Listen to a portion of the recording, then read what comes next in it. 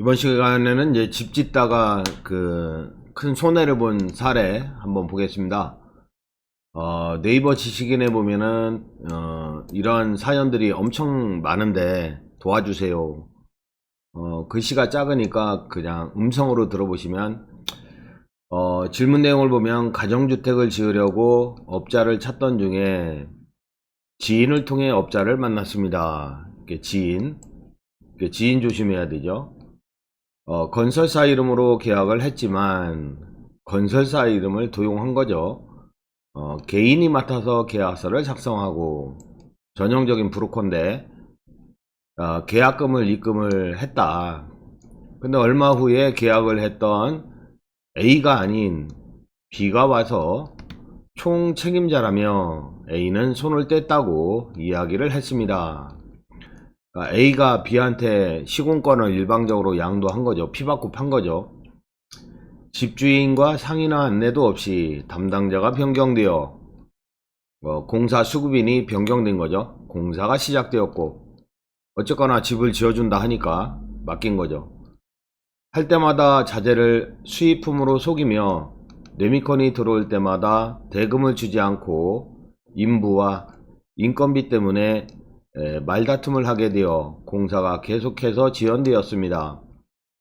국내산 철근이 아닌 중국산을 쓰면서 주인을 속이고 다시 바꾸고 반복해야 했습니다. 골조가 서고 난 뒤에 공사를 빨리 마무리해 준다고 하며 중간 정산을 요구하여 공사 진행 정도보다 더 많은 금액을 미리 입금해 주었습니다. 그러니까 공정률보다 더 많은 금액을 입금해 줬다는 거죠. 그때부터 그러니까 돈을 받았으니까 잘 안 나타난 거죠. 담당자는 오지도 않고 인부 한두 사람이 와서 일을 하는 수준으로 공사는 계속 지연되었습니다. 4개월 정도 지나 B씨가 만나자고 하더니 나는 돈이 없어 못하니 주인이 직접 결제해서 직접 지불하세요. 그러니까 공사 수급인이 나는 공사 못하겠으니까 하도업체한테 직접 지불하고 공사 진행하세요, 이렇게 한 거죠. 공사는 골조만 섰을 뿐인데 돈은 60% 정도 지불한 상황이었습니다. 공정률은 한 40% 되는 것 같은데 돈은 60%까지 나간 거죠. 큰 것을 터줄 테니 이거는 뭔 소린지 모르겠고, 계약하고 지급보증은 주인이 하겠다.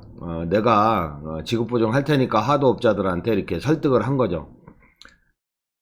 그렇게도 못한다 하여 어떻게 하길 원하냐고 물으니 법대로 하라고 하며, 그러니까 내가 하도업체들한테 지급보증 해줄 테니까 하도업체들 빨리 불러다가 공사 좀 해라 했더니, 자기는 오바로 돈을 받았으니까 법대로 하라며 더 큰 소리 치고 가버렸습니다. 2017년 4월 계약하고 10월 11일에 완공하기로 했는데 단독주택인가 봐요. 지금 50평 정도의 주택이 1년이 지나도 골조만 세워진 상태입니다. 어머니는 1년 동안 주무실 곳이 없어서 가게 작은 방에 생활하고 계시며 심적 스트레스로 인해서 입원까지 하셨다고 합니다. 근데 이런 법적인 질문을 네이버에 하게 되면 법조인만 이렇게 답변을 다는 시스템인가 봐요.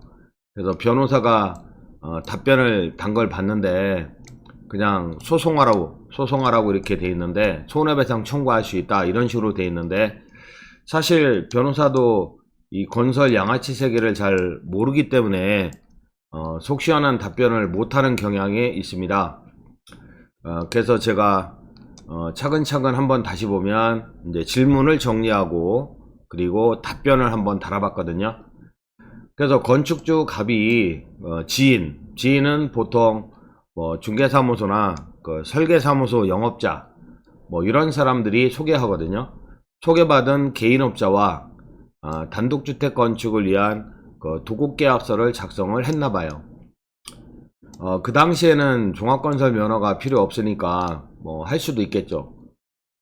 공사 착수하기 전 개인 건축업자가 아닌 다른 개인 건축업자가 와서 자기가 공사 총 책임자라고 하면서 새로운 도급계약서 작성을 요구한다. 그러니까 A는 B한테 그 시공권을 피받고 판 거예요. 시공권을 피받고 팔고 산 사람이 내가 책임자니까 새로운 도급계약서를 내 이름으로 써달라 이거죠. 그래서 건축주 갑은 B의 안내에 따라 B가 사업자 등록이 안 돼 있을 확률이 높거든요. 그래서 명의되어 건설업자 C건설사와 도급계약서를 작성한 거로 보입니다. 최초 수급인 개인업자 A는 이제 제가 해설을 한 거죠. 최초 수급인인 개인업자 A는 피를 받고 시공권을 무단으로 B에게 넘긴 거로 보이고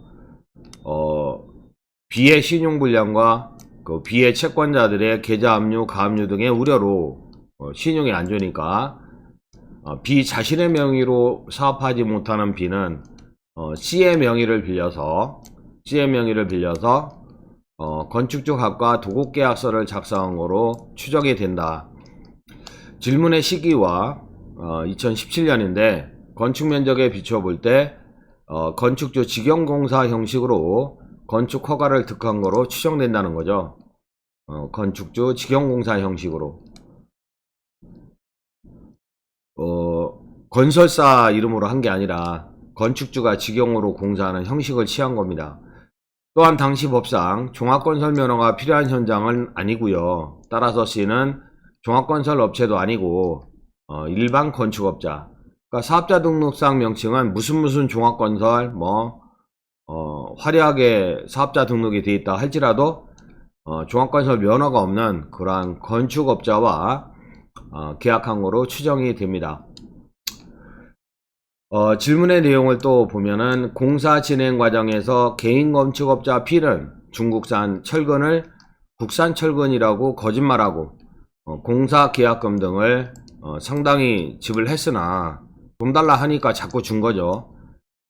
근데 업자 B는 이를 받고 하도급 업체에 대금이나 인건비를 지불하지 않아서 다툼이 자꾸 생긴 거로 보입니다. B는 공사계약금이나 선급금 명목으로 받은 공사대금의 상당액을 개인적인 용도로 유용했을 확률이 100%죠.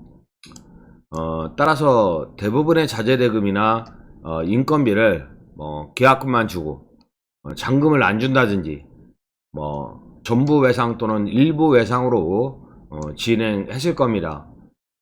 따라서 B는 횡령죄로 형사처벌 대상이긴 합니다.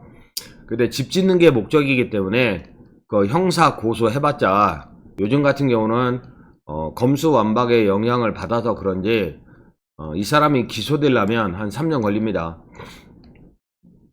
자, 네 번째는 골조공사 이후에 공사 중단을 시켜놨다고 했죠. 그래서 빨리 끝내려면 돈이 얼마가 필요하다. 그래서 돈을 준 거죠. 그랬더니 공사는 진행 안 하고 큰 소리 쳤다고 돼 있죠. 결국 공사가 멈춘 것보다 못한 건축주가 공사대금을 오버해서 지불하는 그러한 사태가 된 거죠. 이렇게 기성대로 기성평가한 다음에 공사대금을 지불하는 게 아니라 오버 지급하게 되면요 시공사가 갑질합니다. 결국 골조공사 이후에 공사를 중단하고 이제 돈을 달라고 하는 경우가 이제 많은데 장기간 공사 중단을 참지 못한 건축주는 기성구 평가 능력도 없는 건축주죠. 결국 기성구 이상의 공사 대금을 지불하고 이렇게 1년이 넘게 이제 이렇게 멈춰 있는 거죠. 그 이후 인부 두 사람만 출입하고 B는 연락이 잘 되지 않는다. 요 인부 두 사람은 하도업체 인부겠죠. 그래서 돈 받은 건축업자는 이 돈을 개인적 용도로 유용을 하다 보니까 하도업체도 제대로 내려받지 못했잖아요. 그래서 인건비 등을 제대로 받지 못한 몇몇 인부들은 현장을 그냥 영원히 떠나면 돈을 못 받을까봐 현장에 왔다 갔다 하는 거죠. 4개월 후에 B가 나타나서 건축주 갑에게 건축주 갑에게 뻔뻔하게 나는 돈이 없으니까 건축주가 직접 공사하세요. 하도업체한테 돈 줘가면서 직접 공사하세요. 이렇게 얘기한 거죠. 이거는 전형적인 히스토리거든요. 현재 건축주에게 남은 공사 대금으로 나머지 공사를 진행하지 못하기 때문에 B는 나몰라라 하고 있어요. 공사에서 빠지려고 하는 거죠. 설명을 드리면 이렇게 처음에 토목골자 공사 비용 요만큼 들어간다. 전기 배관공사 설비공사 이렇게 공사비가 들어가잖아요. 근데 그 마무리 인테리어 수상공사부터 이렇게 공사비가 지불됐을 때 막대 그래프의 합이 10억이다 이렇게 친다면 요만큼씩 지불을 했어야 되는데 공정에 따라서 오바 지급을 한 거예요. 현대 여기서 공사가 중단됐거든요. 공사가 중단됐는데 그러면 공정이 40%라면 사업까지 지불이 됐어야 되는데 플러스 2억까지 이렇게 추가로 지불이 된 거죠. 그러면 나머지 3, 4억 가지고는 그것도 마련 공사비가 12억이다. 근데요, 싸게 들어온 거죠. 싸게 들어온 거예요. 실제는 공사비가 한 12억 정도 들어가는데 보통 공사를 수주할 때 보면은 저렴하게 수주합니다. 건축주는 싼 데다 맡기잖아요. 싼 데다가 독약을 마시는 거죠. 그렇게 해서 남은 공정이 6억 가져갔으니까 3, 4억 남았고, 남았다 하더라도 사실 12억 들어가는 공사다 할 때는 6억이 필요한 상태인데 지금 40%니까 남은 공정 60%를 해야 되잖아요. 60%.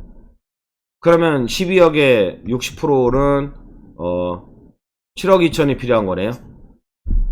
준공 내려면 7억 2천이 필요한데 남은 돈이 얼마 안 되잖아요. 4억밖에 안 되잖아.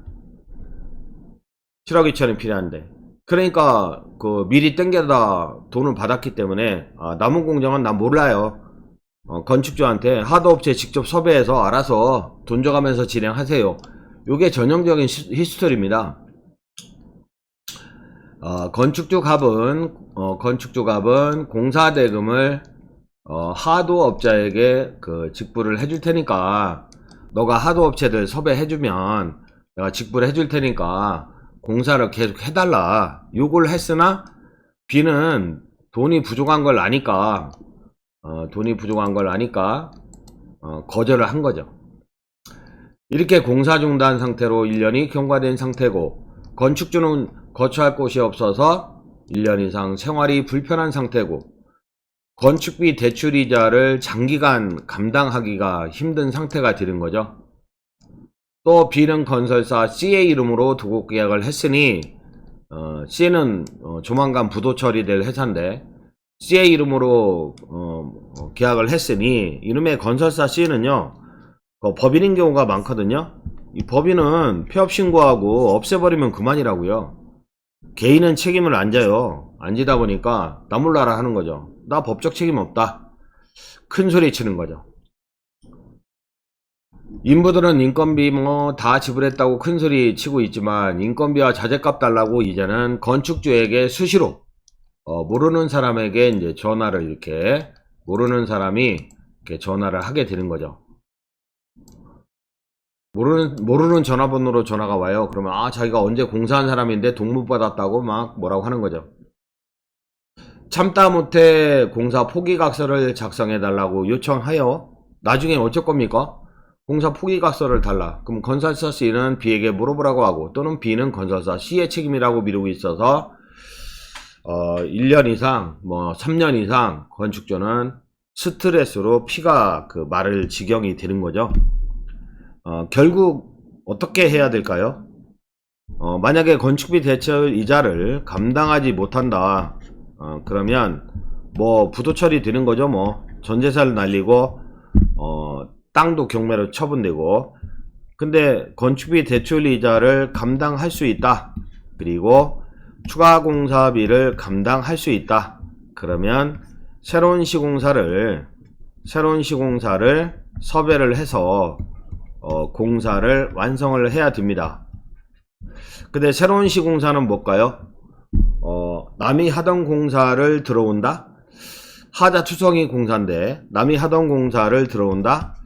제대로 된 시공사가 아닐 확률이 99%. 얘도 또 양아치 짓을 해요. 얘도. 그러다 보니까 최초에 생각했던 예산보다 2배 예산이 들어가고 그러죠. 그래서 건축주가 변호사다. 건축주가 변호사다 또는 법무법인이다. 제가 전에 유튜브 영상에서 우리 회사 앞에도 건축주가 법무법인이잖아요. 근데 공사가 오랫동안 섰어요. 결국에는 추가공사비를 부담하고요. 제가 볼 때는 한 20, 30억 더 부담하고 새로운 시공사를 세팅을 할 수밖에 없는 그런 상태가 되는 거죠. 그러니까 공사는요, 사후 치료제가 없다. 사후 치료제는 없다. 그러니까 예방주사는 있어요. 그러니까 사고 안 나게 시스템화 시키는 거는 저희 닥터빌리의 노하우인데, 예방주사는 있어도 사후 치료제는 없기 때문에 처음에 건축사업을 시작할 때 제대로 된 업체를 선정하는 게 중요하다. 근데 공사업체를 선정했다? 그러면 행정업무나 이런 거는 어떡하죠? 인허가 업무, 준공 업무, 대관 업무, 민원처리 업무, 그 다음에 대출을 받는다 할 때는 금융 업무는 어떡하죠? 대출을 받으려면 사업계획서도 작성해야 되고 금리도 저렴한 곳을 선택해서 대출을 받아야 되는데, 이런 거를 저희가 토탈로 진행을 해드리는 게 저희 닥터빌드 회사입니다. 네이버에 보면은 이렇게 사고난 현장, 계약금만 받고 도망갔어요, 계약금 받고 공사 안 해요, 별로모 질문들이 엄청나게 많죠. 공사 중단됐다, 이렇게 공사 중단 키워드로 검색을 해보면 이렇게 질문하는 경우가 많은데, 대부분 누가 답변하죠? 변호사 답변, 이렇게 변호사 답변. 근데 변호사들이 이런 건설 양아치 세계를 아느냐고요? 잘 모르잖아요. 그러다 보니까 참 이게 해결하기 쉽지 않은 그러한 사업이 바로 건축 업무가 아닌가, 건축 사업이 아닌가. 사실 건축을 하게 되면 수익률이, 부동산 투자에 있어서는 수익률이 가장 높아요. 자기자본 총사업비에 20%만 있어도 되거든요. 그러다 보니까 지렛대 효과로 수익률은 엄청나게 높아지는데, 근데 사고가 나게 된다면 부도나는 거죠. 그래서 제가 건축 관련되는 사업을 20몇 년 하면서 집 짓다가 자살하는 사람을 많이 봤어요. 그리고 최근에는 빌라 같은 거를 졌는데, 내가 물려받은 땅, 조상대대로 살고 있는 물려받은 땅이 있어요. 뭐 50평, 80평 막 이렇게 있어요. 근데 빌라를 졌는데, 이거 다 대출 받아서 빌라를 짓잖아요. 그 땅이 있다 하더라도 보통 기대출 있잖아요. 근저당이 있다든지. 그래서 추가 사업비 대출을 받아서 빌라를 졌는데 분양이 안 돼요. 분양이 안 되다 보니까 대출도 못 갚고 금융대출도 못 갚아요. 그러니까 막 저희는 저축은행 이런데 금융 사용 안 하거든요. 보통 거의 안 해요. 근데 그 사람들 물론 좋은 사람들도 있지만 거의 뭐 반사채업자입니다. 더럽게 지랄해요. 빨리 빚 갚으라고. 아니 분양 안 돼서 못 갚는데 엄청 뭐라 그래요. 그러다 보니까 지인이나 지인의 지인 이런 건설업자들이 그냥 죽어버려요. 왜 죽냐고. 은행하고 싸우면 되지. 그러니까요, 어떤 건축업자 같은 경우는 제가 코치를 했어요.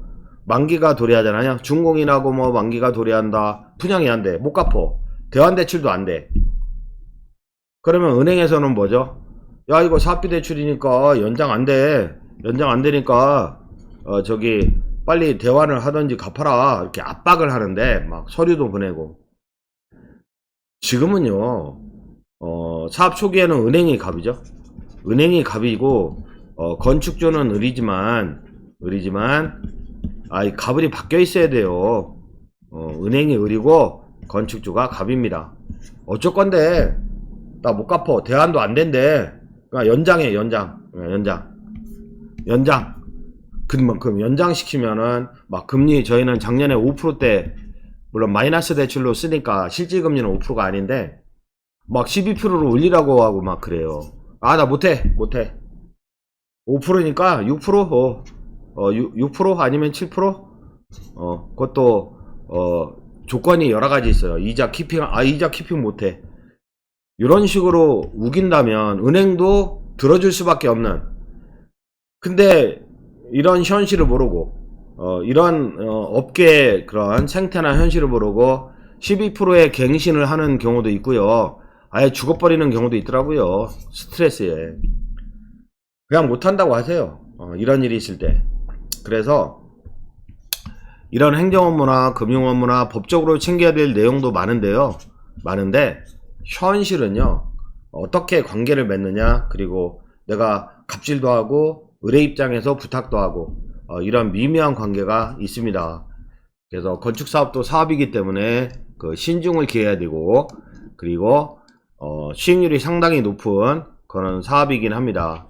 그래서 제대로 된 업체에다가 맡겨야 된다. 이상입니다.